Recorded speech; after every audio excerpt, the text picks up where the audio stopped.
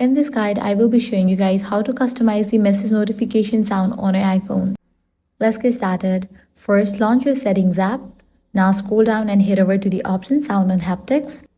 Scroll down. Here you're going to find the option of text tone. Click on that. Now you're going to find tons of options. From here you can select any of it and set it as text tone. Likewise, you can use text tone from the tone store. Once you do that, you can head back.